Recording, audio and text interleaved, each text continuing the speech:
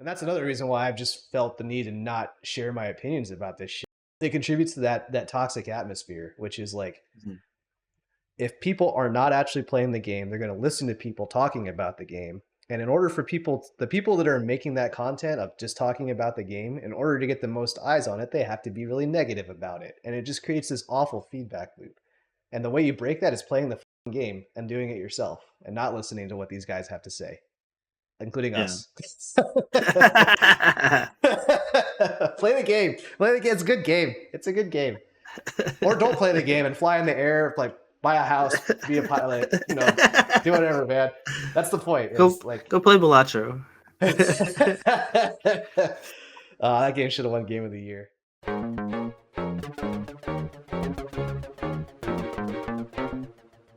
Hello, hello, and welcome to the Absolute Guard podcast. We're a competitive fighting game community podcast examining history and current events from the lens of the Arizona grassroots scene.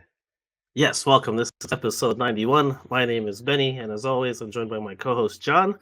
We're back again after a few weeks since episode 90. Still been pretty busy between the both of us, I guess.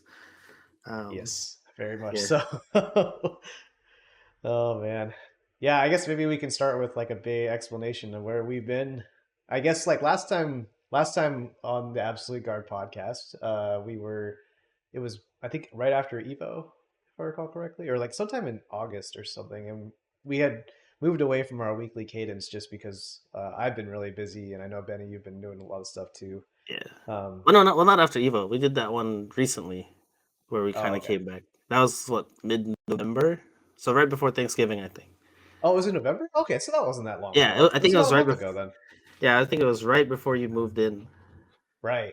And yeah, so I moved into a new house, as you can probably hear from the audio. And we're still working out the sound setup. And another reason why this episode is not live is because we are like running an hour and a half late because of all the drama around my audio setup here. And I'm still having a hard time with it. I don't have a mic stand yet, so forgive the audio issues here. And then there's going to be some echo because I now live in a home with complete tile, like it's completely tile. And so I'm going to probably need to find a rug or something to put in here to make it a little bit more audio proof, I think. Yeah. Yeah, you got some work to do. It's all good. I mean, this is Yeah. basically kind of our show to wrap up 2024. Yeah, busy time for both of us, and I mean the holidays just happened to line up with Tuesdays also Christmas Eve, New Year's Eve. So yeah, this is pretty much the last episode of 2024, and then we'll hopefully get the ball rolling a lot more consistently and to start 25. Yep. Agreed. Yeah. So how's It's the move been? How's that been going?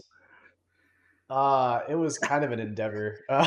Well, so a lot of my friends right now are also buying houses, and so Yeah. like we all kind of went through a lot of similar paths as far as like going through the real estate market here in Arizona, and then uh, figuring out all the different gotchas that we found in our house of choice of like like, oh, maybe some pipes need to be changed out, or maybe something needs to be fixed up before we can actually move in. And when I compared my experience with my friends, I think comparatively our house is actually pretty solid. The guy that used to live here, the couple that used to live here, the elderly couple, he was retired and took extreme amounts of care of this place, to the point where like Nice. the neighbors, I've talked to some of our neighbors, and they said that he was a little OCD.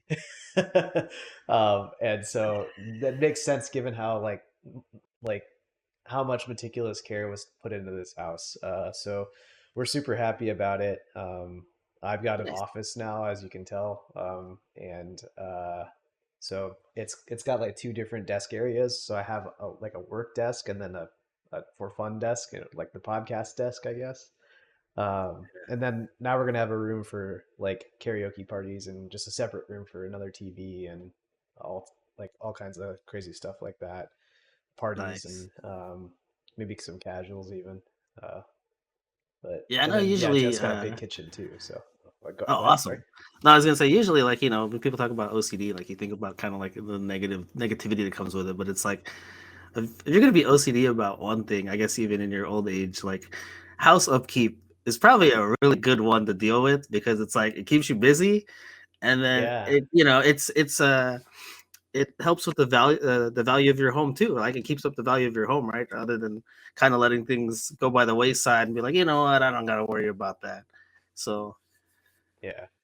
It's like a friend of mine referred to it as nesting, yeah, where it's like you're just kind of like settling into the home and then making it your own and all that other those good vibes, right? And I think that uh, this gentleman, the previous owner, was he took that to the OCD level. But yeah, fundamentally, again, as you said, if there's like the most human thing to do, it's to look after your home, right? And look after yeah, your family and look after your home. So yeah, it's it's been kind of a fresh mindset change for me to know that like I now have a home.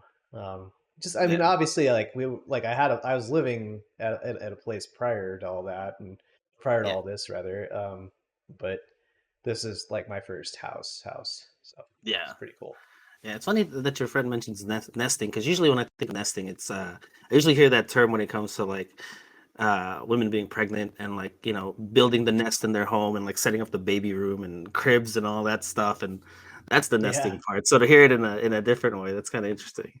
yeah. It was the person who told me that is Gen Z, if that means anything. So maybe it's like what the youngins say, but um, it, Changing up the terminology. yeah, I mean, it would be like little things like for example, like when I was a kid, right? My dad used to make me do all the chores like for the front yard, and I have to like rake the rocks and blow the leaves around and stuff like that. Yeah, And I hated it. I hated it. Hated it. But now, like my father-in-law bought me a leaf blower, and I've just been using the leaf blower on our front yard, and it's way more rewarding when it's yours. yeah, exactly. Yeah, Um, the ownership aspect of it. Yeah, definitely. You have a whole different kind of perspective on it, and sense of pride when it comes to something that like that you're doing for yourself. yeah. And it's tough, like with the way the housing market is right now. I recognize that not everyone's having that opportunity, and Yeah, I, I really hope that more people get the chance at it though, because it's altered my outlook on life quite a bit, and it's only been a month, so maybe yeah, we'll see how much of it sticks. But at the very least, I do feel pretty different knowing that I have something to come home to, literally, and yeah, something to kind yeah. of like protect, I guess. Yeah, I've been fortunate to be in a home for a while, and yeah, just I look at the previous apartment down the street that we used to live in, and then there's these new apartment complexes going up, and I just happened to kind of like I was curious about it, so I looked up like what the rates were for a room, and like a one bedroom, one bath was like 1,600. I mean, it's a nice new development, so like don't get me wrong, like it's a super nice place, but I mean, seeing $1,600 for a one bedroom, one bath, I'm like 12 years ago, I was paying 750 or something like that for that. So I'm like, You're showing your to, age, man.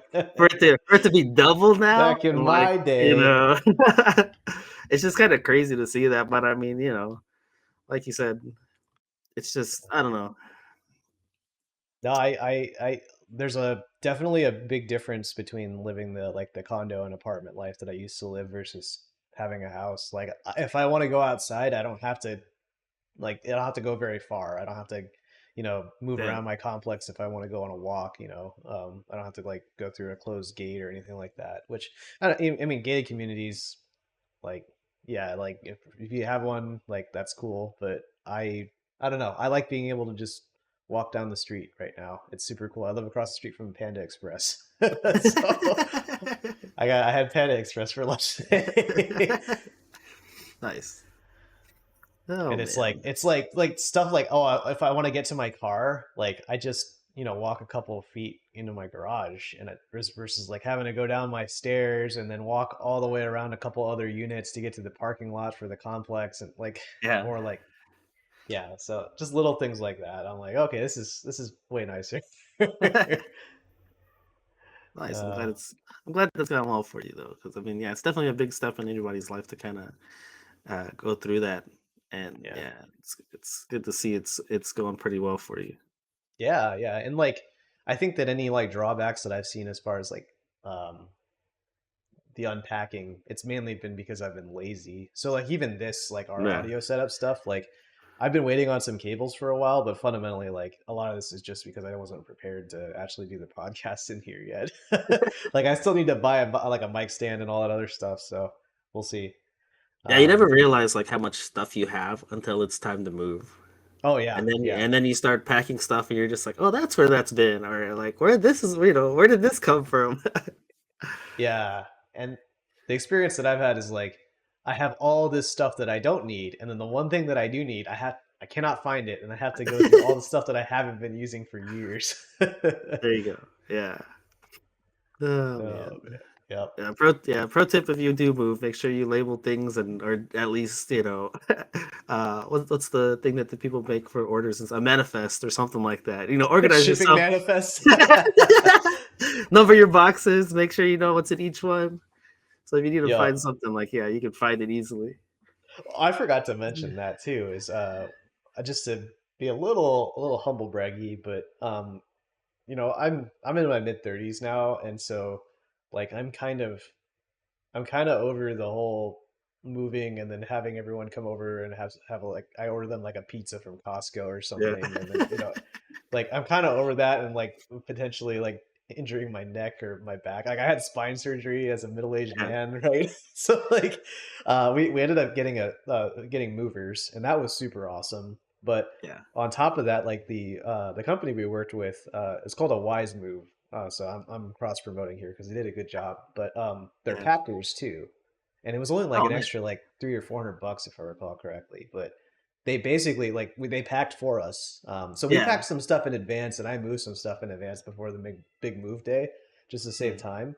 But man, they came in and they just packed up all the shit that we didn't want to clean up, like in the kitchen and stuff. So Ah, yeah, I again, it's a luxury because of like being able to just work out some extra cash. But that was super awesome, and another reason why this wasn't as stressful as I had dreaded it being throughout the course of this year. yeah. I mean, yeah, as it goes with anything, either you're willing to do it yourself or you're willing to pay somebody else to do it for you. Yeah, yeah, Yeah, that's definitely something. Yeah, if I ever, whenever I move again, like, yeah, it's not something I'm gonna do myself. It'll be like, yeah. yeah, just let's just pay somebody else to do it for us. It's fine. And that's not to say I didn't have any help because shout outs to Dana and the X button for coming over and watching the cats as we moved, and Maynard even set up my PC in this office. So Nice. yeah, it's super cool. So good moving buddies. We also moved on a Thursday, so like there was no way I was gonna get all my friends to come over on a Thursday in the middle of the workday to help me anyway. So I'm grateful that Maynard and Dana were able to help during that odd time. So Nice. yeah. Also, I do want to shout out Maynard as well. Is that he's been actually, you know what? Never mind. I forgotten that the thing he was doing he's talking to me about right now is under wraps. We'll announce that later. Okay. But um yeah. Anyway, uh yeah. Shout outs to Maynard and Dana. And then yeah, the move has just been. I think I'm overall we're at the unpacking phase right now. I think a big thing was getting internet set up, and that took a long time because Cox internet sucks. Yeah. Um, just like normal house stuff at this point. I set up a new mesh network too. Yeah. That was kind of cool. I have a whole new Wi-Fi network, and it's I don't know. I don't know how much we're a fighting game community podcast, and here I am talking about all this shit. So either way, I'm happy I'm back. And as we get more settled in, I think this will feel more permanent as far as the podcast venue goes. Yeah. Maybe you could Yeah. even Well, come over. We could do it in here. You know? yeah, we could plan for something like that. I mean, you talked Yeah. about shout outs to the X Button Maynard, and like, I want to give shout outs to him anyway, just in terms of like the local scene. Like, it's been, he's been hosting basically the monthlies for Street Fighter in particular, Mhm. Secret Lab at TGC. And, we have other TOs doing other events, like Dragon Ninja's still doing Z Axis here and there. So that comes up. And for me in particular, like I don't play a lot of games anymore, especially fighting games. I'm pretty much just sticking to Street Fighter. And even though I haven't been able to come out to events, like I still see the work that he puts in, and promoting that stuff, promoting stuff in the Discord in terms of other things that are going on. So yeah, shout outs to the X button for that and keeping the local scene strong when it comes to Street Fighter, man. Agreed. Um, and yeah, shout outs to everyone in the Spiral Series Discord as well for keeping the scene alive in the online space as well. I think Yeah. since the last time we talked, I think last episode the second X circuit was running the new boot camp that was run by Jason Oh, Loserpants. that's right. Um, Yes. Yeah. yeah, and that has since wrapped up. But I think last I checked, a lot of people signed up for that one. Some people from out of state too. So lots of new Yeah. matchups Yeah, and whatnot. there was definitely a lot of participants in that. I think he ended up with, was it five different? Yeah, I Yeah, think it was four or five. Yeah, it's a yeah. very large one. I think I was in like the um, second tier one, which is cool. Nice. Like I had been playing a lot anyway, and I think in that basically I went 3-3, and then there was one set I didn't play, but in the sets that I did play, I went 3-3, and overall, like I think I always won my first set, and then the second set I lost. I think that's Okay. how those weeks went. So, but overall, like I was pretty happy with how I played in some of those sets because when it comes to playing, like I think a lot of this time, I think in the last two phases of six, I've been basically hanging out in the battle hub and not so much in ranked. And Okay. I think it's been a little positive and a little negative in a sense because it's like I tend to take longer to adjust right now because I'm playing longer sets. Usually playing first fives against people in the hub if they're willing to, or versus ranked it's first to two, and it's And just like a you lot gotta of adapt times. fast. Yeah. Yeah, so a lot of times, like even in those the X circuit sets, like I would go down like 0-2, and I'd be like, if I was in a tournament, I'd have lost already. But Yeah. in a few of those sets, like I went down, and then like I'd make the adjustments, and then I'd pull off, get a win streak, or I'd end up winning the sets, and I'm just like, all right, so I don't know. It's like I didn't really have a goal in the sense of this last phase to like hit a certain MR or anything like that. It was more kind of just overall development of like I guess just my game in general.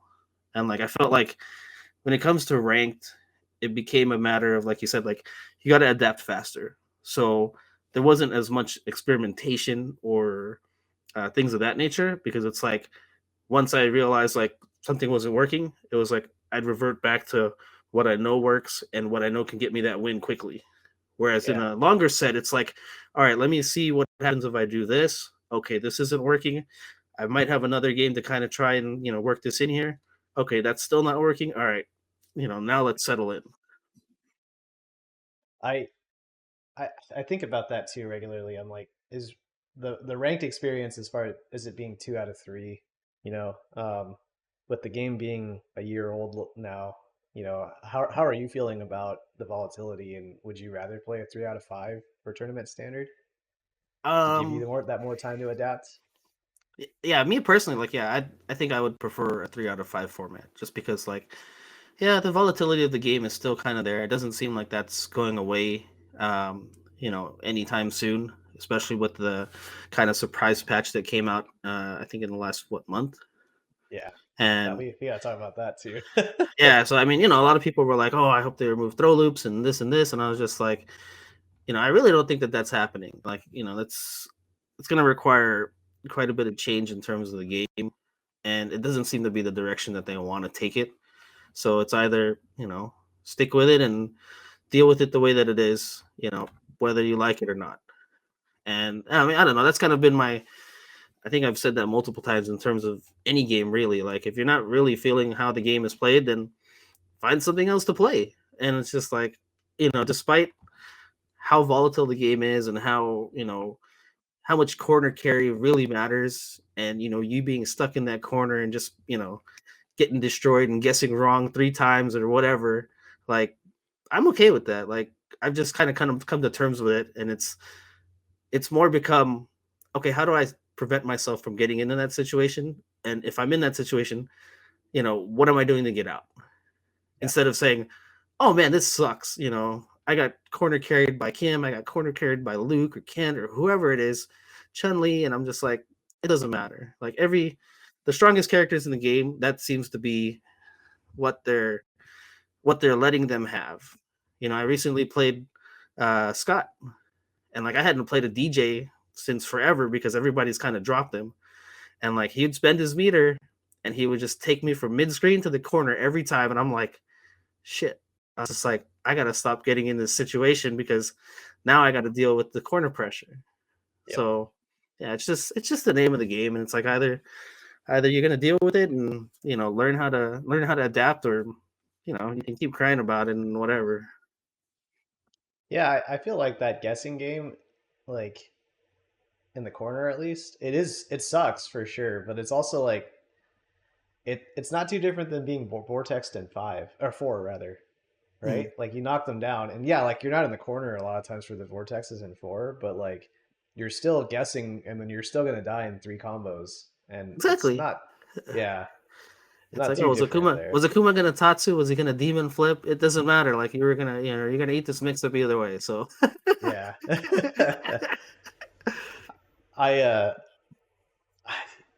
I yeah, I think 3 out of 5 is probably should be the future standard. I just I don't really know what the TO buy-in is on that. Like we could even talk about the health of the game right now because if I've stayed relatively unplugged from the scene, yeah, same, particularly same. during the move, but like if you just like open up Twitter or like you pull up a you like any of the YouTubers that have gotten hacked in recent weeks, by the way. But Yeah, you pull them up and they're like, oh yeah, the viewership is down. No one cares about the game. No one cares about CPT, and it's just like it's not a situation that I was expecting for this game in particular.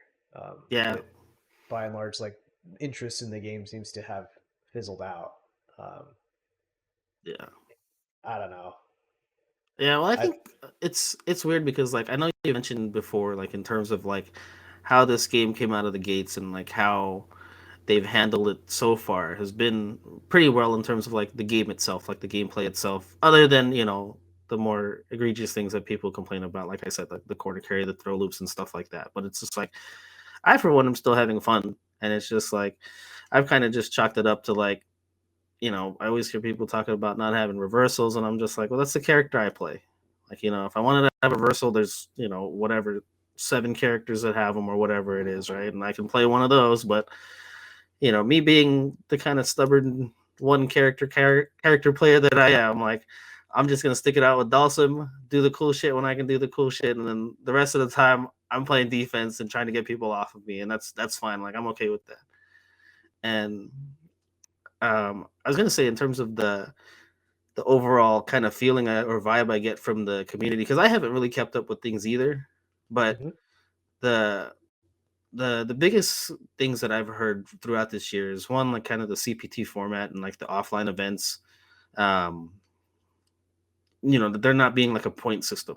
So it's kind of like you went to these offline events hoping to qualify, but then like I think the prime example was Dual Kevin before he qualified. Like he had gotten like a multiple second places or like top threes.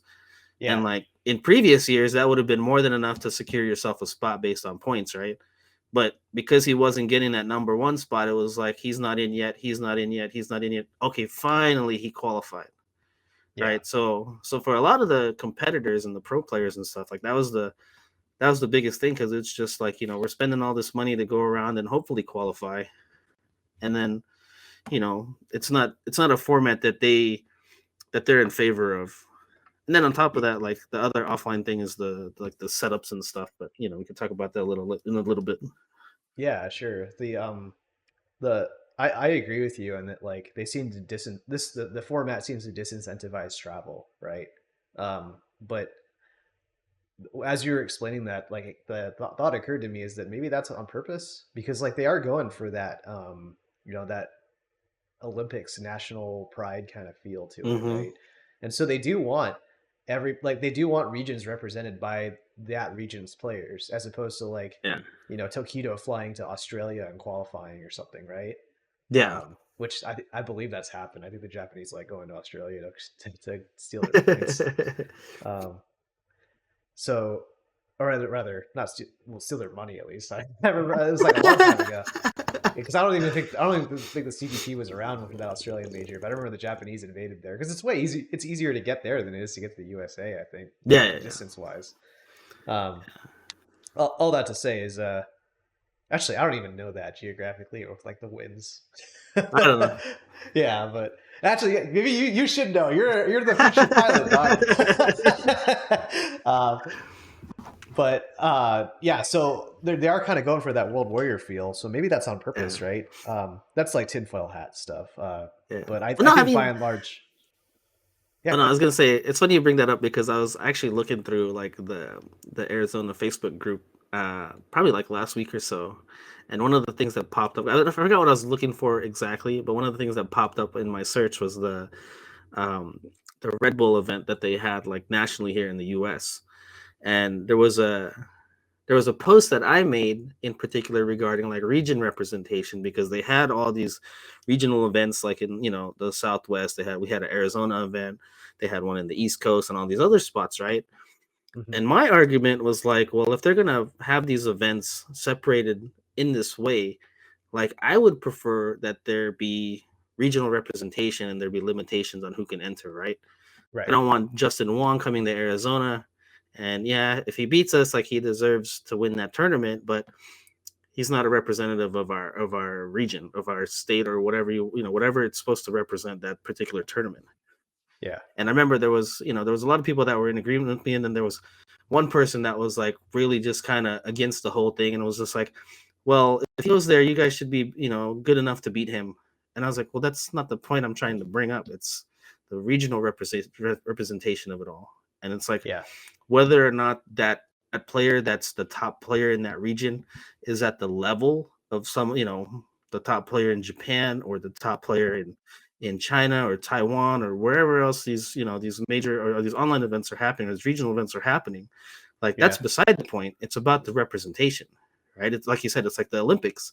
You know, you might have a Philippine track star that is coming in to represent his country, and his times aren't great, but when it comes down and everything filters in, like in track and field, for instance, like you run heats, right? And if he doesn't make it out of his heat, he's not going to be represented in the finals, and that's ultimately how things are going to filter themselves out eventually, if that's the Yeah. case, right? Like he shouldn't make it into the top 8 if he's not deserving or if he's not skilled enough to do it. So I don't see what the problem is with that. I think the big thing is that this turns into like the Capcom Cup problem where you're you basically your top 8 is all that's really valuable, and then like the pool play, nobody watches that because there's such a large skill disparity, right? um Yeah.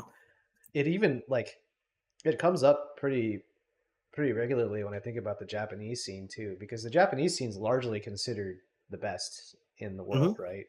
Yeah. um and I actually want to take a brief sidebar and talk about that, because I've noticed a little bit more national pride from the Japanese scene lately. At Evo this year, I played a lot of different Japanese players, and they were all very, very much more upfront about saying that they were from Japan. And Mm.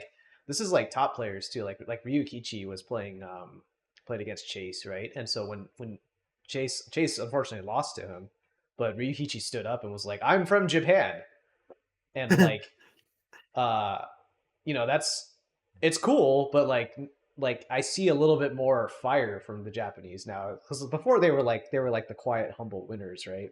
They would win Yeah. everything still, but Yeah. and this is Street Fighter. I'm talking about Street Fighter specifically.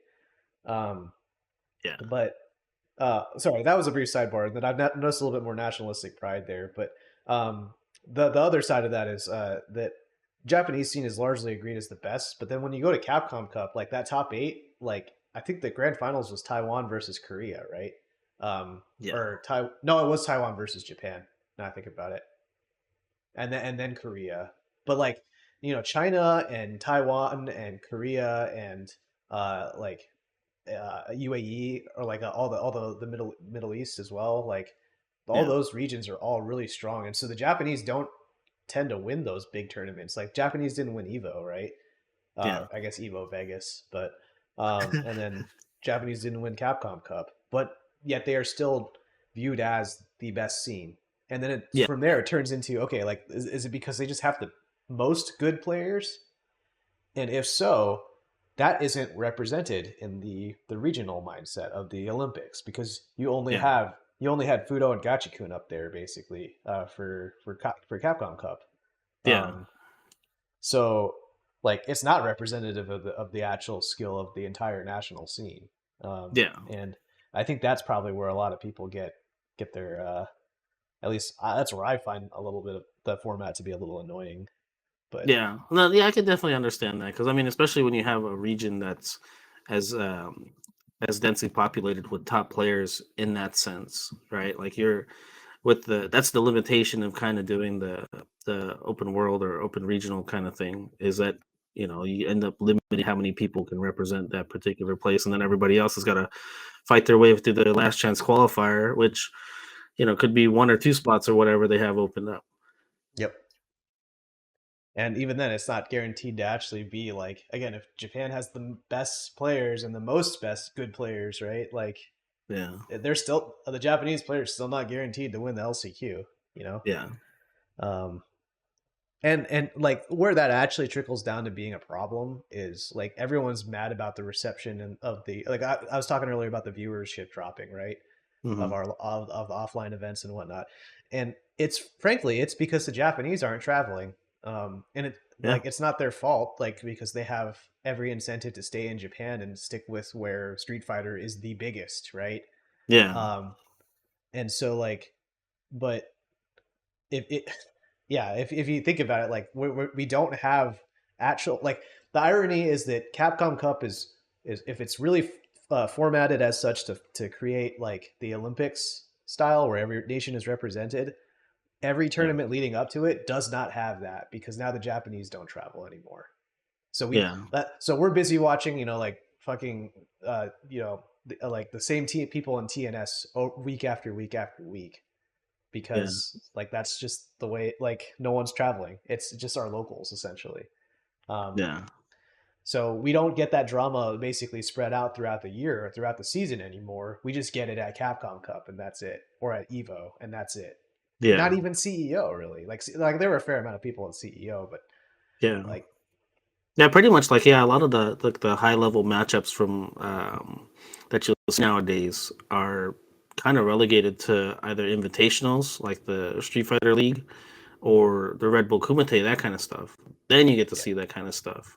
yeah, Otherwise, like yeah, if so and so is not traveling and they don't have an incentive to travel to Europe or to wherever an event is happening, then it's like you know yeah. why bother? I single out the Japanese specifically because like the Middle East and the UK scenes have been traveling. Like you see Ending Walker and Problem X everywhere, right? Yeah, But some of this also I think is a fact that America is not the center of esports anymore. And yeah, so people aren't coming over to us. And despite, we were never the best region for Street Fighter ever in the history of the game. We just had yeah, the most money. That's the reality of it is we were the ones throwing the tournaments and that's why everybody yeah, would come and meet here in the USA. Um, yeah, but that's not the case anymore because everyone bet on crypto. All the esports teams bet on crypto and cratered the industry, and so all those people are screwed now. Um, and so yeah, like now all the tournaments are overseas instead, and yeah, that's so a little bit of this is like American arrogance, in my opinion, of like we expected everybody to cater to us, despite again we don't have we're not the best region. Um, yeah. we just have the most money. We had the most money, and now other nations have more money in the esports, and so they're the ones they're going to reap the benefits. Yeah. Um, and even if you look at like the popularity of this game in America compared to Japan, right? Like Oh, most yeah. of the player base is in Japan. Yeah. So Yeah, they I did don't know. seem That's to my do little pretty well. soapbox. Yeah, they seem to be doing pretty well, even in terms of like the streams and stuff like that. Like, you can open up Twitch or whatever and see a bunch of Japanese players or just even random events that they have, they get pretty good viewership from that kind of stuff. Yeah, and that's not to say like our American scene is chopped liver. Like the Yeah. influencers and the people that are like putting together the really high profile tournaments like Evo and all the all the grassroots locals here in America, like we're still a legitimate part of the scene. It's just, Yeah, uh, no one's going to be like looking to watch us. They want to watch the Japanese. yeah. That and then yeah, with Evo being kind of globalized now, like the amount of um, uh, people that I saw that were happy for like Evo France or Nice, Evo Nice, right? Yeah, In France, like there were a bunch of people, in Europe or around that region, the Middle East and stuff like that. It's like, oh, this is much more manageable than flying to Vegas or flying to Florida or something like that. And yeah, those people were extremely happy. There's definitely going to be a segment of like the U.S. player base that's not going to make it there. But I mean, who's to say that that's like you said, that's kind of been the same thing with the same case here. Like how many international players weren't able to make it to Combo Breaker or the CEO because of travel restrictions, whether it's like visa stuff or just financials, you know what I mean? To say, hey, we want you to travel here, maybe so and so who's the best, player in Europe or best character, best ed in Europe or something like that, can't make it over here. But going to France, that's much more manageable. And now I get a chance to show my stuff. yeah. And I think what that ultimately translates to is like the the international tournaments are going to be fewer and farther in between. It's going to be like Evo and Capcom Cup, and then maybe like one or two big ones, right? Yeah. But I remember when the game came out, and I was like constantly crying about the death of locals, and that didn't Yeah. actually happen. Yeah. But the weird part is like it's kind of like because we always said what I was worried about was locals are going to go away and it's just the big dogs that are left. But I'm kind of worried about the big dogs now. In yeah. that like there's not a lot of incentive. Again, if no players are traveling, Yeah. and then if the tournaments are being spread across like the whole world, the whole globe, where like it's just not feasible for me to travel to Germany or something for a tournament, right? Or France Yeah. or wherever, or that one in London recently, right? Yeah. Um, we might just be seeing the death of majors, like Yeah. Texas Showdown, Combo Breaker, CEO, stuff like that. Because again, if people aren't traveling to those because they can just go to France instead, Yeah. we may see that effect at the major level as well. And frankly, a lot of the majors that we remember growing up like are gone because of the pandemic already anyway. So there's Yeah. already slim pickings, and now there's even less because online's taking over, despite locals still thriving and being, you know, it's almost like a amateur league scene, if anything nowadays. Yeah. So I don't know. I find that ironic. Yeah. Well, I mean, you talked about like the major events not being present and like so not that my personal event was major.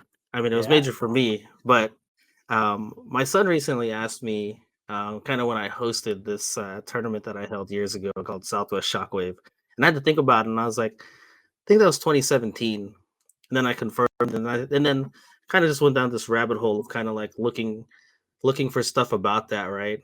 Because it's something that I was pretty proud of in terms of like hosting an event. Like by that point, I'd been here 5 years with kind of like 1 year where I wasn't really involved in the scene and competitively, and then I'd helped out with like undefeated with Armando Angelic, and then helping out with the rewired events in Tucson with Driftwood. And I remember, as much as I had fun at those events, like those were multi-day events, and I wanted to host a single day event with multiple games and see if I could pull that off. And yeah, we did that with Southwest Shockwave. And uh, to your point about the events, I was thinking about that picture that came up with the curly circuit. So at that time, there was a Marvel 3 was big, and they were doing like the curly circuit to get into to get into the danger room? Is that what that was? Or was it part uh of the oh no, that I thought they were just giving culminated out with points. Yeah, I thought they were giving yeah. out like it was like a point qualification system for a finals at the end of the year. Yeah, kind of or like for the Jazzy or for the Circuit. end, yeah, for the end of the curly circuit. Yeah, basically when they had it in, I think they were having it in California somewhere. Yeah. But yeah, just to see my event listed in there with all these other curly circuit shirts, and then like you mentioned these events, and yeah, of the ones that are still, obviously like mine, I did that 1 year and like we never came back to it for various reasons. But of the other events that are shown here, Combo Breaker's still around, CEO's still around, and Defend the North and East Coast Throwdown. And then I think all the other ones are gone, right? Toryukin, Oh, weekend's gone. Yeah. yeah, I don't, That if I was don't from know. that's in Toronto or was in Toronto. Oh, Is that's right. Yeah, yeah. is Canada Cup still around? I'm just No, thinking about. Okay. Um, 895. for those for those because frankly, I think that happened before Freezy was born. Um, Is that where we're gonna the pre freeze era? BF. Yeah. So Canada Cup, everyone was trying to figure out streams for the first time ever with Twitch, and like every major had their own stream, but like they were trying to figure it out. And at the time, in order to recoup costs, the owner of Canada Cup decided to charge $8.95 for to view the stream, and Yeah, that was in a landscape where all of us were just doing it for free anyway. yeah. So was not well received and became a meme. Um, Yep. Even then, like memes in the FGC were different back then because you didn't have Twitch chat to just parrot everything, right? So like Yeah. people had to like post on Shoryuken or something a meme, and then like that took a lot more effort. And I'm not trying to like say like, oh, get off my lawn, but more like the memes didn't spread as easily or as like as rapidly as they do nowadays. But Yeah. because we were at the outset of streaming, it, that was like the first time it did. It blew up. If everyone was just saying 895, 895 Yeah. constantly in the Twitch chat and shit, that was like everyone's first experience with, oh my god, the Twitch hive mind is just like they've latched themselves onto this concept. Get fucked, Lapchi. Man, I felt bad for him. Like he's a TO. He put on a really successful event, but and he Yeah. was trying something new. Yeah, But trying that something was new. not well Yeah, a received. lot of personal finances, from what I understood. Yeah, but then like Yeah, beside that, like on this graphic here, there's also, was it First Attack, Absolute Battle, Midwest Championship, and then I don't know what this GOTE event is. I'm not sure, hmm. but I don't think those events are around. So yeah, I don't know. Just it goes back to your point, like in terms of like a lot of stuff we're dropping off. Um, yeah, there's not as many big events, and then like you said, like there's not a big incentive to necessarily go to these events either. So I'm curious to see how they potentially change Capcom Cup, because I think the scene itself has been pretty vocal in terms of not being happy with how the offline events have worked in terms of like the points and all that stuff. I mean, the scene's So pretty vocal about not being happy about a lot of things. yeah, Like, right? Like, I'm also hearing lately, like, the latest meme in the FGC is like, or not meme, but the latest topic du jour is ranked doesn't feel fulfilling enough, and there's not a good enough reason to play it because the MR grind is too perpetual, right? yeah, And it's like that's an incentive problem too, right? And there's a certain mhm, point where I'm just like everyone just keeps complaining that the game doesn't reward them enough, like that the experience isn't rewarding enough. uh yeah, that's and true. I don't know if that's a product of it being in 2024 or an actual issue with the game, because like there's just so many things competing for our attention right now. Yeah, Like I'm just talking about like there's a new live service game that comes out every fucking month, right? Or like like the news headlines. We had the election happen last month, right? Like like everything is bombarding us for our attention, and everyone's vying for like a slice of our day yeah, for that live service pie. And I I wonder if that plays into this lack of incentive, like lack of feeling incentivized, because other avenues of society or just other video games even feel yeah, like they incentivize us more. yeah. I could see that. uh, anyway, so yeah, the tournament though. So the tournament was run at TGZ, right? Oh yeah, yeah. Going back to the Southwest Shockwave, yeah, that was Sorry at about that. Yeah. the first TGZ location, the gaming zone. Uh, Yeah, I remember.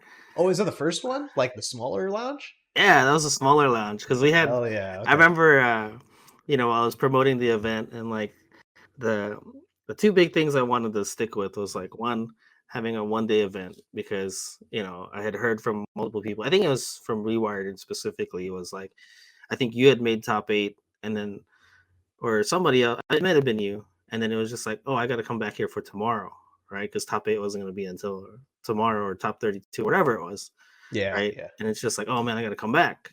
So I was like, I really wanted to make a single day event because that's how I did a lot of things when I was in Alaska. And then the other thing was I wanted to do something unique, so I ended up commissioning one of my fellow Honda mains back in the day when I played that character um, to make some wood medals. And it was kind of like the beginning part of when he was uh, starting to do woodwork. So I thought it Okay. was kind of a cool way to kind of give back to him, starting out his little I guess hobby or business at the time, and then doing something unique for what I wanted to do, and because everybody did the trophies or the little placards and stuff like that, and I was like, I'm gonna do something completely different, and they turned out pretty well, I thought. I take offense to that. I was the one who started the trophies. Well, actually, it's technically T dot, but and then everybody else copied me. Here we go. Well, nothing against. I mean, like I said, nothing against anybody else that was doing like trophies Yeah, or I anything get like it. that. Sense. It's just like I really wanted something unique, and I hadn't seen anybody do wood medals of all things. So I was like, Agreed. yeah, These I'm gonna look pretty cool. Yeah. yeah. I always look Also like I for always the audio wondered. listeners, we actually have an image of the medals up on the screen right now. So there's like they're different colors and they each have the game's logo on them. It looks like they're almost like laser etched into the wood. The Guilty Gear one looks pretty godlike. It's a Yeah, yeah, I thought the Street Fighter Five one Revelator. was yeah Yeah, Street Fighter Five looks cool. Honestly, the KI one I think probably looks the the cleanest. Yeah. cleanest. That looks so clean. Yeah, but anyway, Yeah. like in terms of like the tournament, yeah, it was at that first gaming zone location. I remember when I was promoting it, like there wasn't a lot of registration, but I just kept on plugging away. Um, got involved with the hey, do you want to be part of the curly circuit thing? And I was like, sure. What do I got to do? It's like, oh no, just we'll sponsor your tournament as part of this, and you'll have merch and stuff that people could buy, if they want to help with the danger room thing and the curly circuit stuff that we're doing. And I was like, all right, well, it's kind of hands off for me, so that's cool. And then, yeah, I think leading up like the last week of registration, like I think 80% of the registrants, that's when it happened, and we ended up over like 100 people. And I was like, holy shit! I was just like, okay, it's like we got, I think it was 107 in total. And Wow. then, yeah, if you had been at the old gaming zone location, yeah, that to fit 100 people in there throughout the day, like That yeah, probably like smelled wonderful, dude. it was hot as hell in there and crowded. I remember that. And but overall, like yeah, I had help with various streams. I remember Driftwood helping me out. Steve, Nitro Frost. I think T Dot was helping me also with some stuff. And yeah, like for the most part, things ran pretty well. Especially as things winded down, and more people ended up leaving or didn't need to be there or whatever. So overall, it was a fun experience. I want to. Was there something else I was thinking about in terms of that? Dang it, man. I got a Yeah, we did. question for you about it. Oh, go ahead. So, if you had to pick like the biggest difference between running an event now, because you ran one like about a year ago when the game launched, versus Mm. running that Southwest Shockwave in 2017, like what has changed the most since then, in your opinion? Well, the biggest difference between those two things was the use of the PCs because that event that I did 2 years ago. Yeah, it was at a what do you call those land center? Peace. Yeah. Yeah, I guess you still call it that. And I just remember them reaching out and them, hey, do you have a couple people that can log into their Steam accounts and download this? And I was just like, oh, I thought you guys were gonna provide this. And they're like, yeah, yeah, but we need, for authentication and all this other stuff. And I was like, okay. And yeah, I don't know how that all worked on the back end, but yeah, we did end up getting things working just fine at the PC thing. Other than I think we had some like monitor setup stuff. So I think those were probably the two biggest things was just doing PC stuff instead, and then having help from Saber and X Button in terms of like the actual monitor and settings setups and all that stuff, because we didn't really have to bother with that um, back then. It was kind of like, hey, do you have this console? Hey, what all the monitors we had at TGZ were all the same, so yeah. Okay. That's the kicker then. But that's also a hot topic right now too, is about standardization around equipment and around setups and stuff. So like PC in 2017, PC wasn't even really considered a viable option for any of those games, right? Yeah, I don't think so. Yeah, a lot of it was yeah, maybe for five. I don't know. I don't remember. Like Hmm. you had a additional complication too, because it's like KI was on Xbox One only, Street Fighter Uh-huh. Five was on PS4 only, Marvel 3. I don't remember if you played the PS4 version or the 360 version of Marvel 3. And I think we Exert looked at was this. spread across multiple generations too, right? Yeah, yeah. So you Actually, had to now I'm go get curious. set. Like it's not just that you had to get setups; you had to get setups for each console for each game. Yeah, now I'm curious. Like, what did we do? Oh man, I thought I had that mentioned in the event. Oh, I actually did. It should be in the rules. Yeah, Marvel vs. Capcom. Oh, Marvel vs. Capcom was on PS4. Yeah, Killer Instinct was Xbox One exclusive. Then Tekken 7, Xrd, Street Fighter 5 were on PS4. So that wasn't too bad. It was Okay, just so the like 300. Xbox One. Oh, that's what I was gonna think about. Speaking of Killer Instinct, Yeah.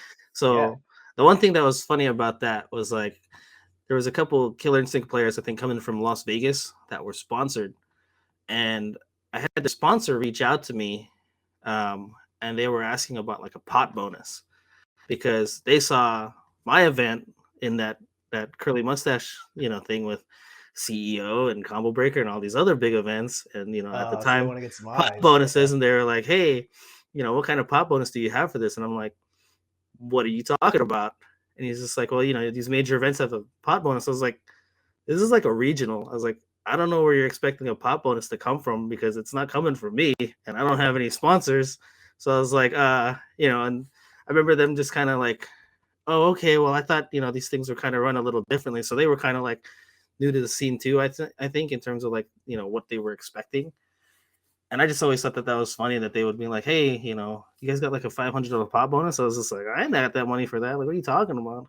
That's interesting actually, because that they're calling on behalf of the sponsor and asking you basically how much money can they potentially take home if they send their players, right? Yeah, Okay. exactly. Yeah, I just remember that. You got this big business, Benny. You got pulled Yeah. into the big business. Actually, I wonder if I still Probably have like funded by convers. crypto at that time. At that time. Yeah, I wonder if I still have those DMs somewhere because I I'm don't pretty think I'm gonna sure. put those on the stream. No, no, no, no, no. I'm pretty sure they sent them to me. I want to say on Facebook of all things, maybe. I'm just wondering if yeah, if I still had those DMs somewhere. Just like, yeah, I don't know. That's the one thing that I just remember That's also always coming pertinent up. to today's day and age as well, because Brian F posted that video about all those YouTubers getting hacked, right? And we alluded to it earlier in the video here, but like that that applies to locals too, by the way. They're reaching out to local TOs and sending emails like that in order to scam people. And they're saying like, "Oh yeah, we're affiliated with, um, Caesars or something or sports betting and Yeah, crypto and stuff like that." So like just be cautious even if you're like you don't have to be Brian F and have thousands of subscribers. You could just be a local TO, and if somebody catches wind of it, you know, they could very well try to scam you. yeah. um Oh man. I wanted to play a game too as well. If you had to run Southwest Shockwave 2025, what games would you run? Oh, as of right now, Yeah. um, Because well, you got six. five, you had 5 games for Southwest Shockwave 2017. Would you keep with five games, or how are you feeling I about think that? the max would definitely be five if I was gonna pick five, maybe Why and four, why would that because be? Why? I think it's just like kind of the logistics of it all in terms of time and like how much stream time you want to provide. Because I remember we had two stream setups on opposite sides of that small gaming room. Yeah. Okay. Yeah, That was so I probably had very hot. so we had the two stream setups on opposite sides. So it's just like, yeah, just logistics in terms of trying to fit what we can within one day. I think the max would be 5 because that's kind of like basically what we would have done in Anchorage too. Was like it was pretty much like 5 events, unless if there was a sixth event, it probably didn't get a lot of entries like Mortal Kombat or something like that. Got it.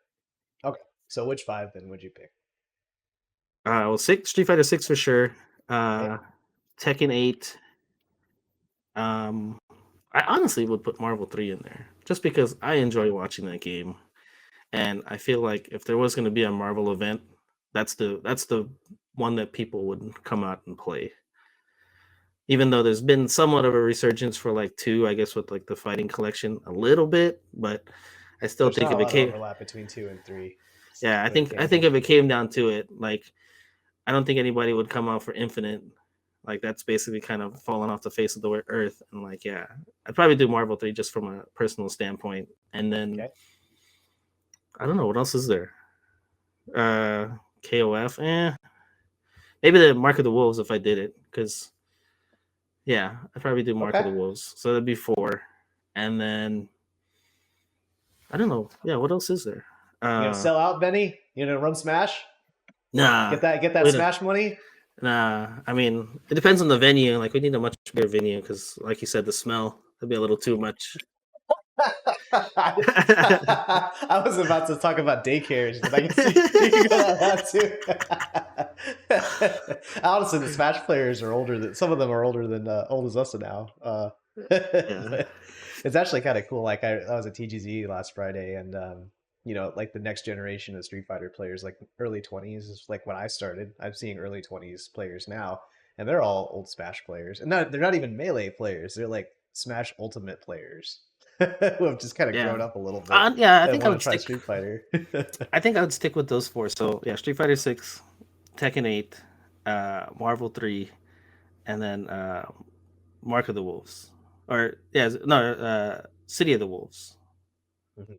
Yeah, Okay. City of the Wolves, and then I mean, yeah, I don't know if I was going to include a 5th game, maybe Strive. If everything of all the other ones, I was just pulling up the Evo lineup. I was like, maybe Strive. Other than that, like, yeah, Okay. I'm not a big Mortal Kombat fan, and like from what I've seen, like their scene's kind of dying out right now. So yeah, Okay. So basically, all the successors from the Southwest Shockwave in 2017, except for KI, and you swap KI out for Garo. yeah, Okay, that makes sense. exactly. And that's honestly that's a pretty organic evolution of Southwest Shockwave. So we just whiteboarded it right here, man. What's the date? You got a venue locked down yet? Not yet. I was actually looking at hosting something else recently too, in terms of like a kind of just like a food casual spot. Not anything like tournament wise, just We've been another trying to do a casual potluck thing. for years, man. That'd be cool. Yeah. Well, not even just a potluck. Like I found a. I'm kind of keeping it close to the chest. I found a place that's kind of roomy, that's nearby me, where I think if I talk to the owner, I think they would be down for it because it's not particularly busy, and it's like if I can get people to come in here and patronize your business for a few hours in the night, on this Tuesday night or Wednesday night or something, like, would you be cool with us having a little space here? So we'll see. Yeah, I'm definitely not doing it in the next 2 weeks as the year winds down, but yeah, it might be something to do in January, February. Okay. Speaking of the year winding down, like you alluded to that earlier at the beginning of the episode, we talked kind of like about the year in review for the national scene. Um, but for just personally, it doesn't even have to be FGC related, but just personally, like, do you have any big like standout moments from 2024? Um, hmm. I would say, well, the biggest thing is definitely like the pilot stuff. Really getting involved with that because I started that the end of last year. So to make progress in that and do like a few of my my first solo flight, that kind of stuff. Definitely those were key moments for me this year.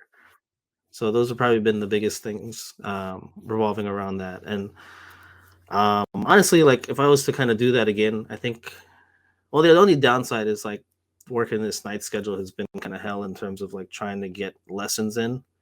because I really only have like I would say to be on the safe side like 1 day of availability and that's the one full day I have off because the today is technically my day off, but I got off at 8 in the morning, and part of um, being a pilot and doing that kind of stuff is like um, they call it ADM, aeronautical decision making, and part of that goes into like whether you're fit to fly, and a lot of it's personal stuff, whether it's emotional stuff, fatigue, that kind of stuff, and when you're working at night and get off in the morning, it's not a good idea for me to go fly 10 in the morning for a couple hours, right? Especially if I was Yeah, going to go by myself. That's not a smart thing to do. That's how you end up in trouble. So I really only have like one day a week, and like if I was to kind of do things over again, I'd probably try to compact it into like a few months and just bang everything out and just be like, all right, let's go consistently for like 4 times a week, get everything out of the way, and just go.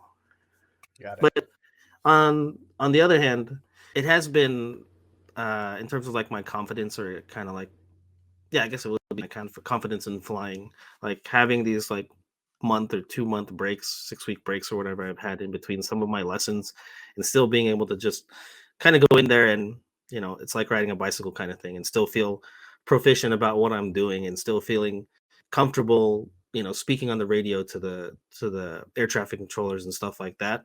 Yeah, That's been really good, because then it's like I know I can take, I don't need to be at this all the time. And I mean, in some ways it's kind of parallel to, like, how I've dealt with Street Fighter, right? Like I don't feel I need to be in the lab and I need to grind and I got to be practicing all this stuff all the time. Like I can take breaks, and I'm okay with that, and I'm still happy with like where I'm at in terms of like proficiency. got it. That makes sense. So yeah, so that's probably the biggest thing. I can't really think of anything so like accomplishment wise. I did go to Chicago for the Rams game in October. Yeah, I think it was October. That was my first time going to Chicago. Went there with my kids. So that Nice. was yeah, that's probably been the other big highlight, was just going there. I wish my wife could have came along, but it just couldn't work out with her work schedule. So it ended up it went from a father son trip for football to my daughter works for the Hyatt, and it was like, hey, can you see how much a hotel is over here? And it was like, oh, it's this discount, and it was like $300-400, and I was like, oh, that's much better than that's $800 I was looking at. And then I was like, just on a whim, I was like, check this other place, and she's like, it's showing all zeros, and I was like, oh, you want to come to Chicago? And then it That's ended up awesome. her and my other daughter coming along too, and I was just like, well, if you're gonna come along, your sister might as well come along, and you guys go do stuff while we go do the football stuff. So yeah, that was an Nice. awesome little trip that we took for like 3 days. So that was a Sounds fun like time. sounds like you're reaping the benefits of your kids being adults now. Yeah, I mean that's something that I just never really thought about as they got older. Kind of like not being as dependent on me, or wanting their independence to do their own things, and Yeah. having the time. But then also like that's something with the ex button in particular. Like I've seen in years past, like he'd go on vacations with his family, with his brother and his parents, to Japan or wherever, and I was like, that's the kind of stuff I want to do with my kids.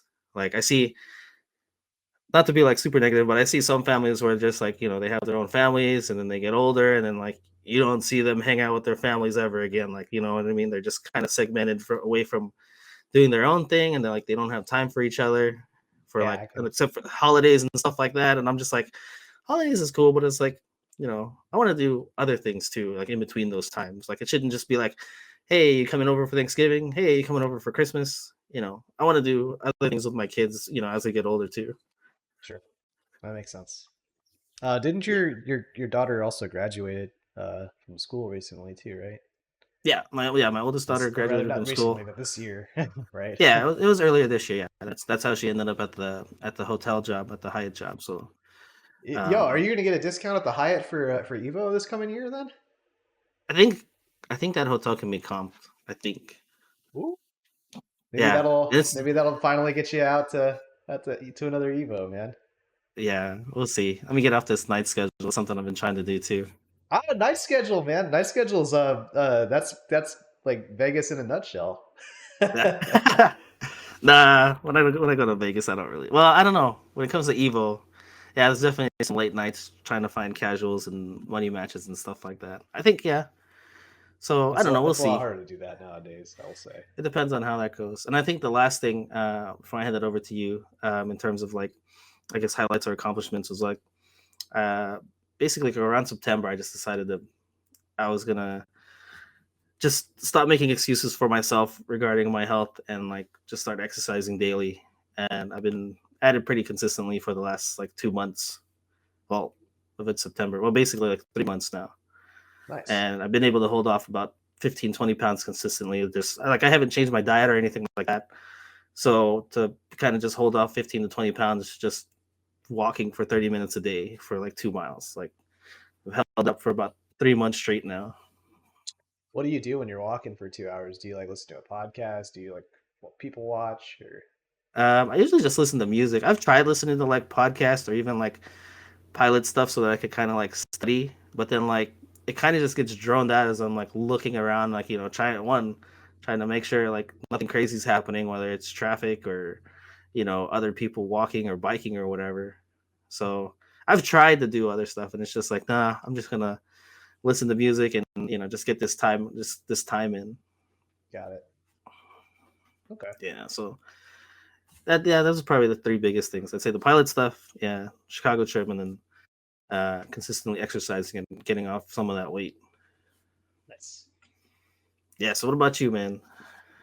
House, we already talked about that one. That's Yeah. like far and away number one.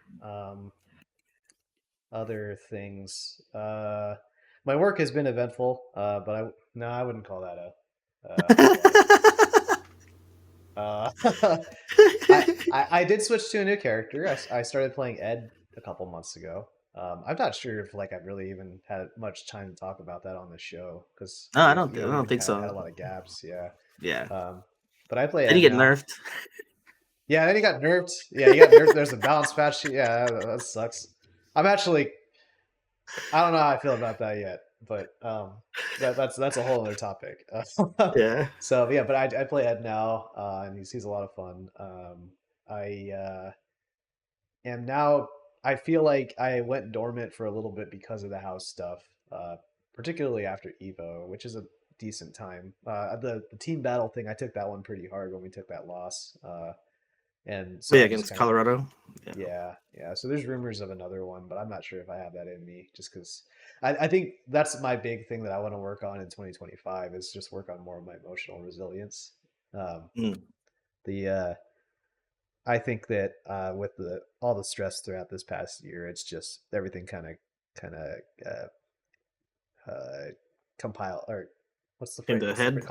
Compounded on one Yeah. another. Well, that's yeah. Um, so, but yeah, so I guess new house, new character, um, and then the other like big thing that is like coming back after now that I'm moved in and like finding kind of a new lease on life almost, both like in general, but also in this game.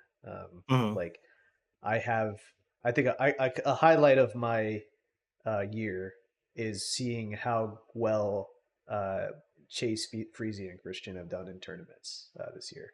Um, I Yeah. think that uh, I think I put a lot of effort into making sure those guys like had the support they needed to get good at these games, Hmm. and they have uh, long since surpassed my expectations. So I'm super proud of them, and I'm hoping we have them on the show in the coming year. Um, that's actually like the thing that I want to improve the most because that's actually like, we'll do that as now that we've talked a little bit about like our highlights. What do we have planned for 2025? I'll start with Yeah. I want to start doing the podcast more regularly. Obviously, we still have technical issues to work out, um, but I want to get back into this. Not just like where we were, but like if I look at the way this podcast was for this year, granted we basically took a half a year off, Yeah. very spontaneously because again I was dealing with a lot. But I would like to get us to a point where uh, we have more substance in our episodes. Not that our episodes were vapid, but like I look back on this year and I look back on our episodes and we kind of did a lot of like current event stuff. We even did that on some of the show today, right? Hmm. And the current event stuff is cool, but man, does that not age well? Like, I don't really give Yeah, a shit about our old episodes where we talk about a balance patch that's not relevant anymore, you know? yeah, exactly. Um, so I do think that like that's part of the reason why I think we like it was fun to talk about Southwest Shockwave today because that's not going to change. You know, like that's not going Yeah, to lose its luster in the coming years because it's a memory that no one can really take away from us. This is the history of the FGC in a lot of ways. Um, yeah, but that said, I also don't want to get on a high horse like we started with this podcast being like, you know, we're the de facto chronicle of the history. We're documentarians of Arizona. You know, like not quite that far either.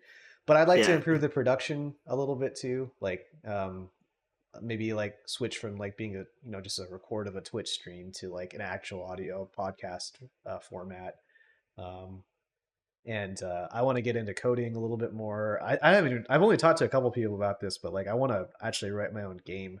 Um, mm, seeing seeing a lot of I, Balatro is a fucking awesome game. I think we both agree, right? Oh, we yeah, should talk about that. What was our game of the year? Oh man, I want to talk about game of the year too. But anyway, Balatro is amazing. I found out Balatro is mainly written in an engine that runs on Lua scripting, and so that just gave me the idea of like, I am a software engineer. I can code. So the yeah, hardest part of being a game programmer, I think, is kind of a over like I'm over that hill or mostly over that hill. So I can mm, try my hand at that and see what that's like. So I've got ideas for like a game, and it's probably gonna be a roguelike deck builder and stuff like that. But I'm still yeah. unpacking from my home, so like I'm trying to do everything in order of operations. And I also want to continue to compete, and I want to get back into competing rather and play place high in tournaments, and maybe even compete in that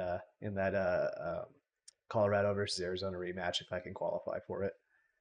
Yeah, So, yeah. In what? terms of like, Yeah, okay. 2025 goals for you, man. Well, in terms of like any kind of competition or anything like that, that's really gonna matter if I can find a day job that I want to do. Because like, I think the biggest thing for me from talking to my wife and just kind of reflecting on a lot of things this year in terms of like this night job, it's like, yeah, you get paid a little bit extra at night, but it's been really taxing on me, kind of mentally, physically, Socially, yeah, socially, like I gotta revolve things around Tuesday, Wednesdays when my days off are or my nights off are, and then you know I'd be lucky to get a good night's sleep like twice a week, and it's usually just a matter of like my body caught up to me, and it's like shutdown time. I think about like the Windows sound, and it's just like we're just shutting down right now, and like next thing I know, it's been like 10 hours, and I'm like, yep, it was about that time. So hmm. um, I think the like basically my point with that is like I think when I try to find this day job, it's not about necessarily settling or just finding like the first day job I can find and being like, all right, we're gonna do this. I'm almost at the point to where I'm not willing to settle anymore. Like I want to find something that's like a 9 to 5 and weekends off, and like that's just their schedule.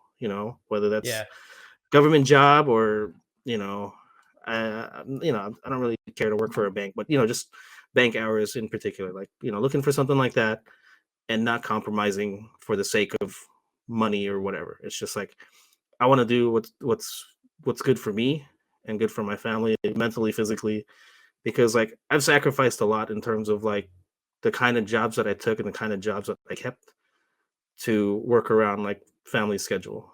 And now that, like I said, my kids are older and stuff like that, I'm at the point where like, you know what? I don't need to do this, but so I'm going to do what's good for me. So that's probably makes the biggest sense. thing. Um, and then, yeah, if I can get weekends off, then you'll see me at Secret Labs or whatever tournaments are going on Friday nights at ASU or whatever's going on with that. That could stoke my competitive fire. That'd make going to Evo a lot easier. That'd make a lot of things a lot easier. So kind of like you said, kind of the order of operations. Let me get that sorted out first, and then everything else will kind of fall into place in terms of other stuff that I want to do. I do think that that's uh it's like humans are meant to be awake during the daytime.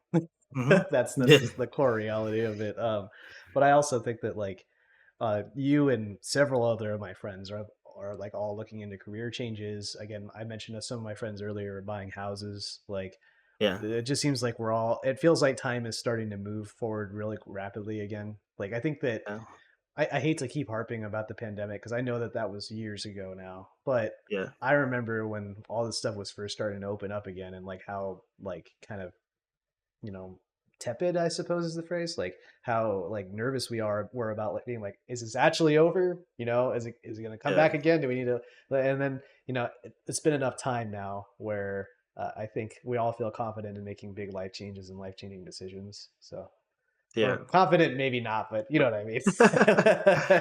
Yeah, and then like yeah, I mean, other than that, the podcast stuff, like in general, like I'm kind of in agreement with you too. Like I think the current event stuff, kind of it has its limitations in terms of like you know how well it's relatable, to look back on. Yeah, Because like if I do listen to like some of our old episodes, it's the ones where we were talking to somebody like for the first time, and it's just yeah, like, or it's a they were people. they Yeah, were talking about themselves and the stories and stuff that go on with that. And that's something that you can go back on and be like, oh, let me go back and reminisce about what they were talking about. So yeah, I'd like to see more things in terms of that. um I think what goes hand in hand with that is also finding some more guests. Like, yeah. I think there was a lot of just kind of being comfortable with like, let's bring this person back because it works.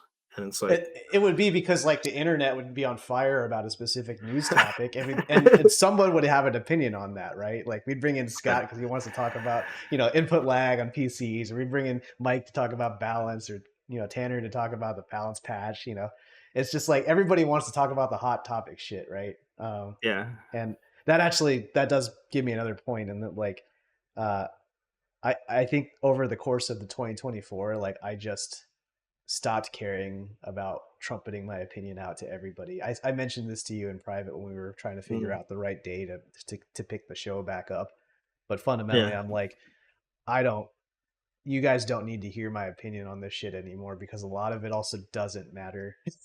yeah, It's harsh. yeah. Like I don't mean to like invalidate our show or anything, but like I my crouching light kick being being plus 5 on hit, or sorry, yeah, it was plus 5 on hit uh versus plus 2 on hit or something. Like it it annoys me, and like we're a fighting game podcast, but like you can go to like so many different of those, like Vesper Arcade makes patch note things, or Brian F does like a big like esports like recap all the time. Like people, there's Yeah. already tons of people jerking themselves off to frame data, and so I'm kind of like, after a while I was just like, I could totally chronicle my Ed journey. If anyone ever wants to learn how to play Ed, I'm happy to share that information, but Yeah. fundamentally like it's I don't know, I'd Yeah, rather I just think play the game, dude. yeah, I think a good word to kind of, or a good phrase to kind of describe that would kind of be like the shelf life, because like the shelf life of talking about something like that, it's literally only relevant for like a week, maybe a couple weeks, or until the next patch, and then it's kind of like, well, what good is that discussion now, other than to kind of reflect on it Yeah. and see what we thought about it at that time. But you Yeah, know, it's like a little time capsule maybe, but again, the maybe the best thing that I can do is like you go back and look at when Ed came out and I said that character was ass, and now I play that character, right? And there's yeah, some yeah. poetic irony there, and that's cool, but like I'm not gonna listen to 2 hours of me talking about how that character was ass in order to get Yeah, that. I'll just remember that one clip or something. So yeah, no yeah. shelf life on a lot of these episodes. Oh, and then just to go back on the pilot thing, like the one Yeah, thing I yeah. always heard from like some of my coworkers was just like, well, you can always go do the pilot thing, and I was just like, no, I cannot. Like as a like one, like there's progression into what you have to do to become a commercial pilot, other than just hours, because you have to get like 250 hours. But there's other than the private license, which I should be able to wrap up here like the first quarter of the year. Um, you got to do that. Then you learn what they call your instrument rating, and then you would have to go in and do the commercial stuff once you get the hours and all that stuff. But then on top of all that, it's the financial. It's like paying for school. It's like paying for college. So it's like I can't just roll into all of that stuff unless I get an inheritance or I win the lottery or something. Then it's like, all right, yeah, I'm all in.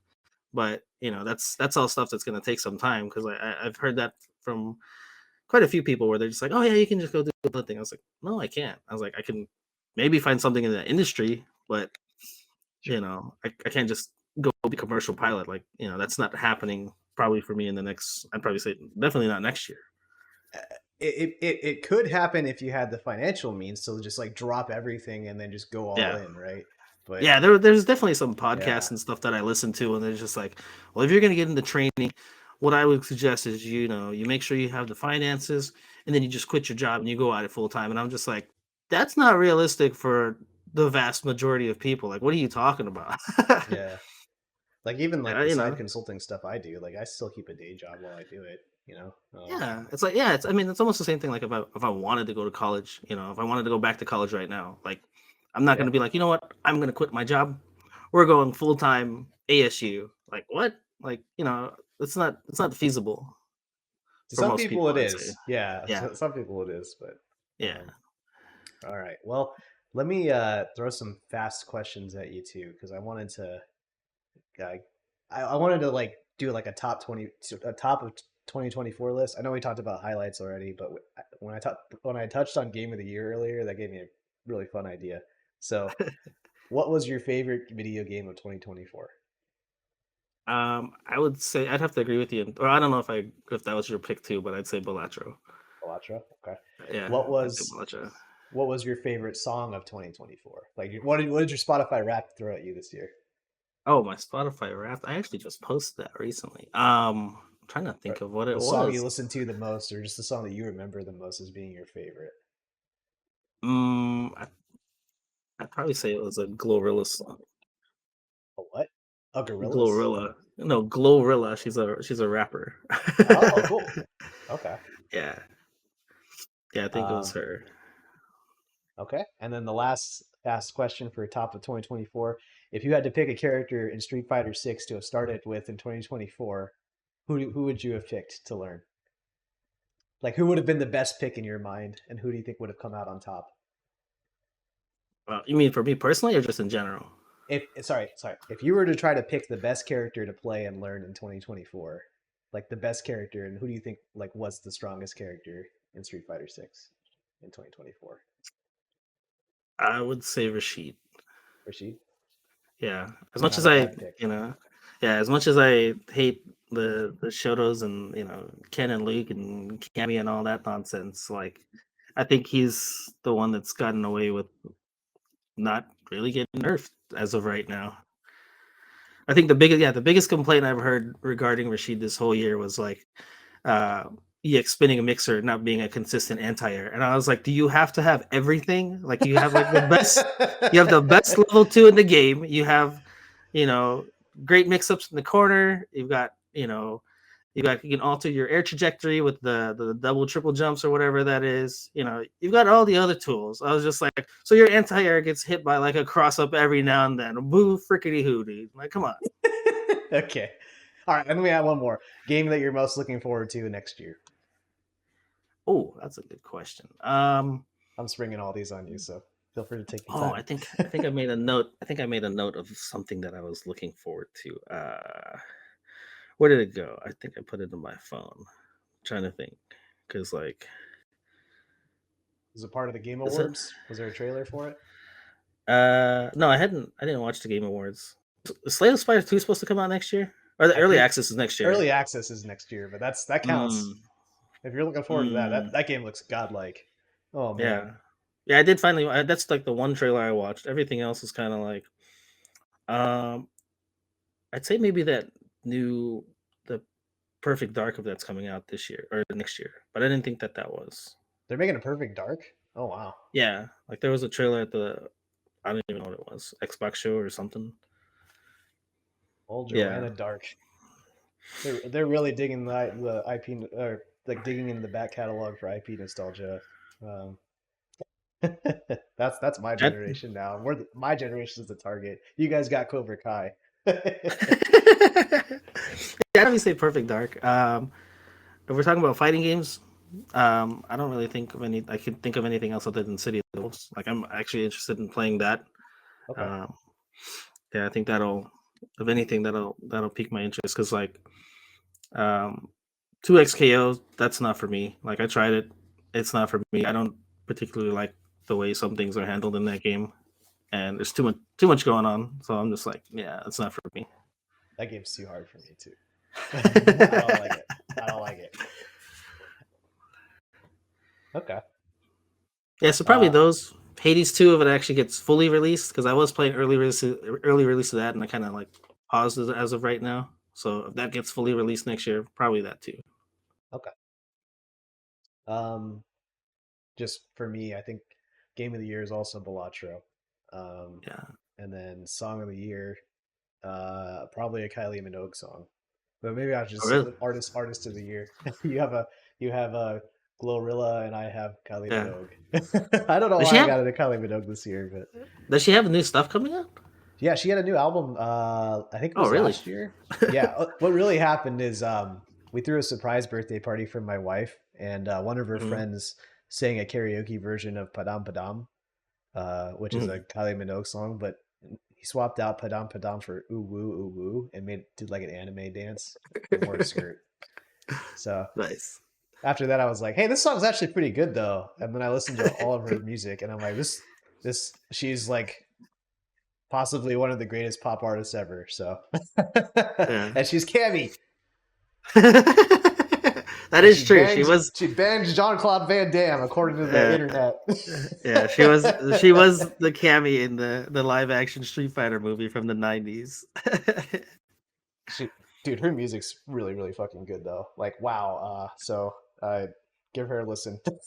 I mean, it's not like she's an underground artist or anything, but like, you know, revisit her if you haven't listened to her recently. That new album's godlike. And then I forget. Oh, yeah. If I had to pick a character that like got away with murder or that I would have should have stuck with, Ken Mm. easily. Like he's gonna be good for forever. I Yeah, we were. should have just played fucking Ken. I remember Yeah, I even don't. saying at like during like before the game came out, I was talking to you about it, being like, "Hey, I'm either gonna play Chun or Ken, whoever is better." And then Ken ended up being way better, but I still played Chun, and I was fucking idiot. Yeah, And then the yeah, game that I'm most looking forward to, probably Monster Hunter Wilds, not necessarily for the game itself because I played the beta and it Ooh, was but it's going to be a cultural milestone. Everyone and their mom's going to be playing that game.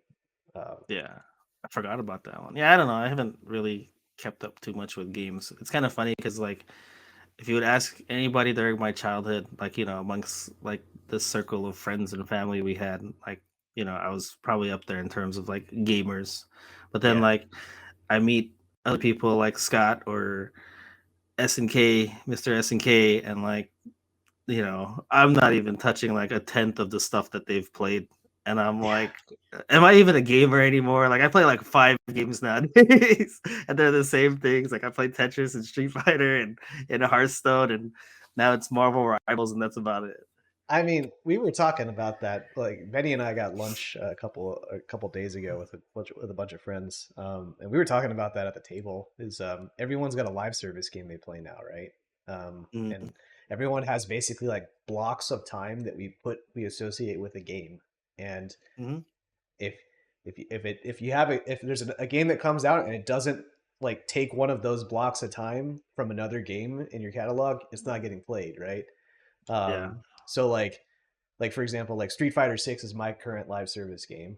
But then I play single player roguelike deck builder sometimes. But I know that the moment Monster Hunter Wilds comes out, I'm not playing any more single player games. Like so like I have to keep Street Fighter 6 up, but then I also have to play this other game now. And like Yeah. yeah. So I get it basically. Like five is still a lot, man. I'm like three, I think.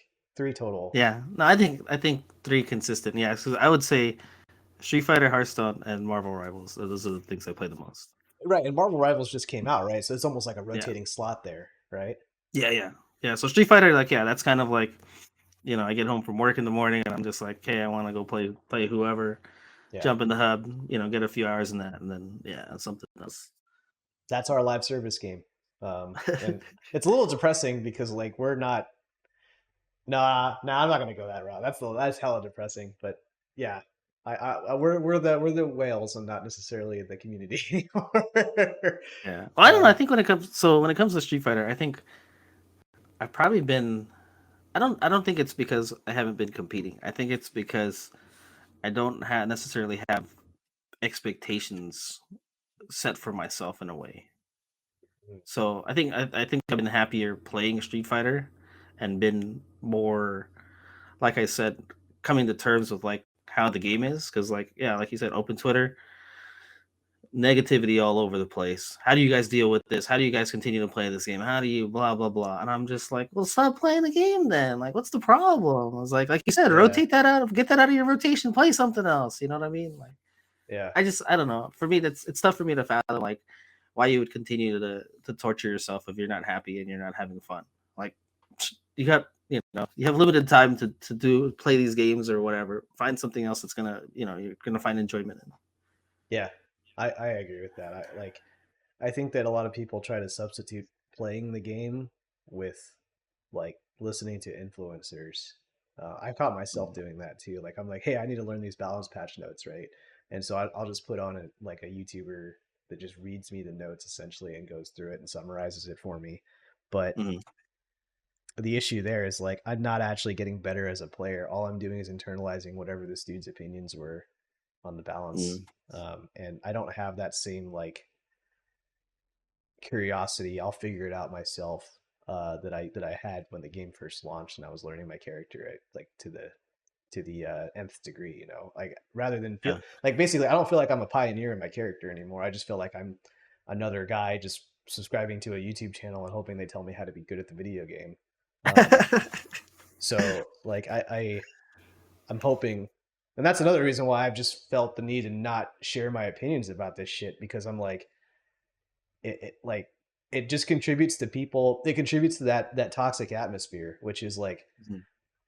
if people are not actually playing the game, they're going to listen to people talking about the game. And in order for the people that are making that content of just talking about the game, in order to get the most eyes on it, they have to be really negative about it. And it just creates this awful feedback loop. And the way you break that is playing the fucking game and doing it yourself and not listening to what these guys have to say, including Yeah. us. Play the game. Play the game. It's a good game. It's a good game. Or don't play the game and fly in the air, like buy a house, be a pilot, do whatever, man. That's the point. go Is like go play Balatro. that game should have won Game of the Year. Oh I man. thought it did. Did it not? No, Astrobot won, which is also I Oh hear no. very good.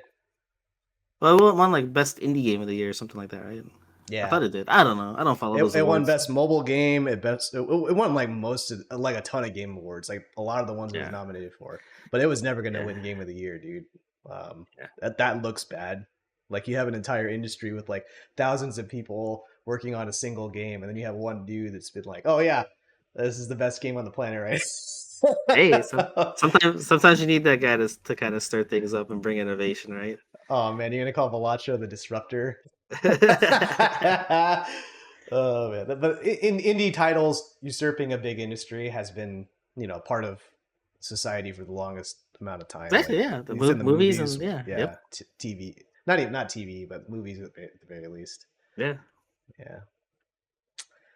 Anyway, that's about a month's worth of podcast topics that we got out of this, right? Yeah. I'm curious about what we're going to talk about next time, but imagine that our viewers want to hear about the future of the show. So again, we're going to try to come back next year. I look at the way my next week is, and there's no way in hell I can do this next week. Actually, it's Christmas next week, right? Yeah. Yeah. It's Next Christmas and New Tuesday. Year's. That's why I said, yeah, this is the Yeah, last one for yeah, this year for sure. yeah. We're done. Yeah, we're done for this. So we'll be back in probably sometime in January. I think Benny and I still need to figure out the exact date, Yeah. and then yeah, you and I can talk and figure out like what we're gonna do about the show. Maybe we'll have. Do you want? Maybe you could change the logo around a little bit or change the colors. No, I'm not gonna do that. I'm lazy. Fuck it. I like our shit. Just add the 25 to it.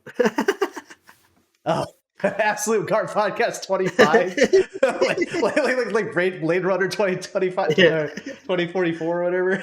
whatever. Oh man, cool. Well, any shout outs on the way out here, Benny? I just really like my wife and my family, my friends, like everybody that took the time out to come hang out with me throughout this year for various things. Yeah, because I don't know. That's been like I have some friends that just can't find the time, and that's frustrating because I'm like, if you really wanted to, you'd find the time. So for the people that have found the time and that go out of their way, or maybe not even go out of their way, but that that take the time, like that's probably been the biggest thing. Like I always appreciate that because like it's kind of I don't know. I don't think it's necessarily a negative to think about, but it's just like yeah. I just like I've seen a lot of people pass away, and it's just like you don't know when the next time you're gonna see somebody, and it's just like if you're Yeah. always just gonna push it off, like come on, man. As somebody who has pushed a lot of things off this year, I also regret doing that, and um, it's been super awesome to reconnect with everybody after so long. And again, it's been a long time since I've even thrown a party, so like I'm hoping to Yeah, reconnect with everybody again, and enjoy our time together. Um, yeah, lots of big life changes for both of us coming up this year, and uh, it's going to be good to navigate all that together, I think. yeah, for sure. Cool, man. Well, this has been the Absolute Guard Podcast, episode 91. No, I can't talk. Episode 91 with Jon and Benny. You can find us on Twitch at twitch.tv/spiral series, YouTube at youtube.com/spiral series. YouTube, I have a lot of cool shorts that I've been putting out too. So like and subscribe to those because like I put a lot of time into one and I learned a lot about green screen editing. So, uh, and we're also on Apple Podcasts and Spotify under Absolute Guard. So thanks everybody. Have a good rest of your night and we'll see you in the new year. Yep.